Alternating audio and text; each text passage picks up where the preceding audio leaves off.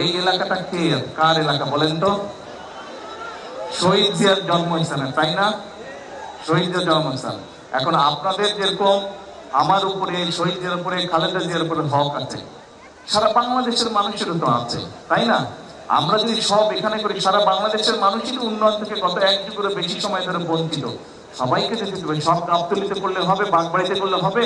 সারা দেশ উন্নয়ন থেকে বঞ্চিত। কাজেই আমি তো আছি আপনাদের, ইনশাল্লাহ এলাকার উন্নয়ন হবে, কিন্তু আমাদেরকে সারা দেশের প্রতি নজর দিতে হবে। কারণ দেশের মানুষ যদি, একটা কথা বলি মন দিয়ে শোনেন, এ ভাই তুই আয় আমি যাই, এত ফাল পড়তেছে।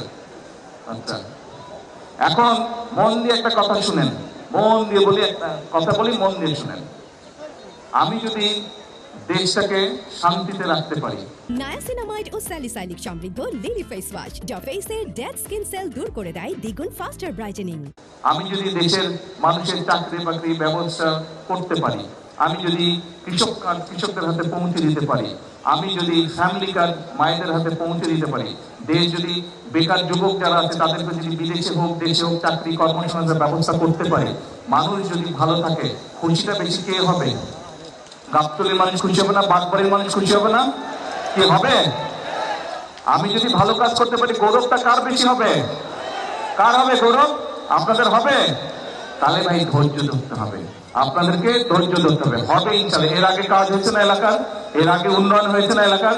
এইখানে তো ধানকে ছিল, এই যে রাস্তার পেশাব দাঁড়ায় আছে, এই আমার মনে আছে 91-এ আমি আর লালু সাহেব জিপ নিয়ে পার হয়েছি, কোদাল ছিল গাড়িতে, কোদাল দিয়ে মাটি কেটে কেটে রাস্তা তৈরি করে এখান থেকে কলাপকল গেছি, কোনো রাস্তা ছিল না। এখন তো এখানে ভরভর করে গাড়ি চলে যায় না? ইনশাল্লাহ। কিন্তু ধৈর্য আমাদেরকে ধরতে হবে সাময়িকভাবে। আপনারা কিন্তু বাগবাড়ির মানুষ, গাবতলীর মানুষ, সবার কথা চিন্তা করতে হবে, পুরো দেশের কথা চিন্তা করতে হবে। শুধু নিজের কথা চিন্তা করতে চলবে না। আপনাদের দায়িত্ব হচ্ছে সারা বাংলাদেশের মানুষের কথা চিন্তা করতে হবে, ঠিক আছে?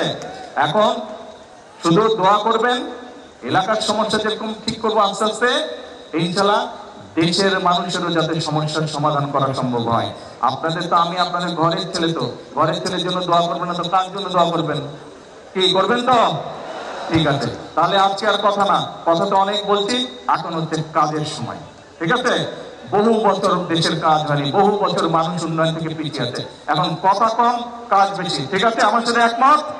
তাহলে আমার সাথে একটা স্লোগান দেন, সবাই একটা স্লোগান দেন আমার সাথে, করব কাজ, কে গড়ব দেশ, সবার আগে, সবার আগে।